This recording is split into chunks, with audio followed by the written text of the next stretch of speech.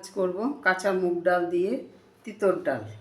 তো এখানে ডালটাকে আমি ভিজিয়ে রেখেছি, আর সেই সাথে আমি নিয়েছি খানিকটা লাউ আর সজনে আর উচ্ছে। তো প্রথমে আমি ডালটাকে সেদ্ধ বসিয়ে দেব। ডালটাকে সেদ্ধ বসিয়ে দিলাম নুন পরিমাণ মতো 2 চামচ, ছোটো চামচের 2 চামচ নুন দিলাম। এখন আমি সবজিগুলো সব কেটে নেব। তো ডালটা ফুটে এসছে, এই ডালের উপরে যে ফেনাটা, এই ফেনাটা তুলে ফেলে দেবো, দিয়ে একটা ঢাকা দিয়ে দিলাম। ডালটা সেদ্ধ হয়ে গেছে। এখন আমি লাউটা দিয়ে দিলাম। লাউটা এরকম ডুমো করে কেটে নিয়েছি, লাউটা দিলাম। সেই সাথে সজনেটাও দিয়ে দিলাম, দিয়ে একটু মিশিয়ে দেব।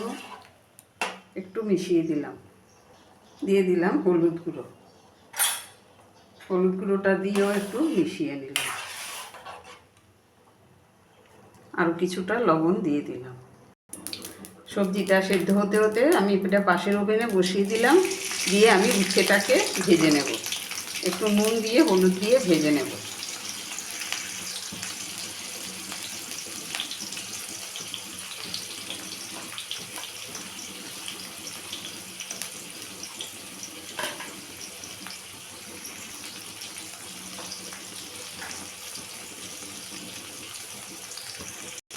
দিলাম হলুদ গুঁড়ো।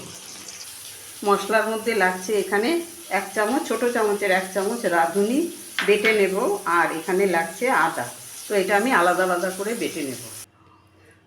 আমার সমস্ত সবজি সেদ্ধ হয়ে গেছে। এখন আমি ডালটা ফোড়ন দেব। দিলাম শুকনো লঙ্কা, তেজপাতা। এখানে নিলাম একটু সর্ষে আর রাঁধুনি। ফোড়নটা হয়ে গেছে, এখন আমি ডালটা ঢেলে দেব।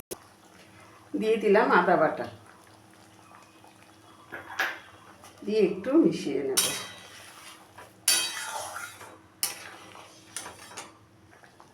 দিলাম একটু চিনি, দিয়ে দিলাম ভেজে রাখা উচ্ছেটা। আরও কিছুক্ষণ ফুটিয়ে নেব, তারপরে আমি রাঁধুনি বাটা মেশাবো।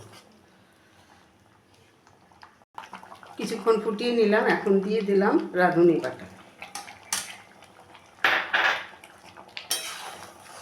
আরও কিছুক্ষণ ফুটিয়ে নেব।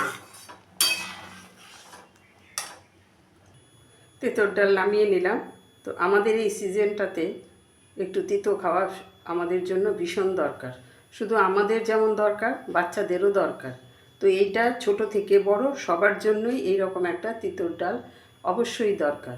তো আপনাদের কাছে আমার এই রেসিপিটা কেমন লাগলো অবশ্যই আমাকে একটু কমেন্ট করে জানাবেন। সেই সাথে প্রত্যেক দিনের মতন রিকোয়েস্ট, আপনারা আমার পাশে থাকবেন, আমার চ্যানেলটাকে সাপোর্ট করবেন।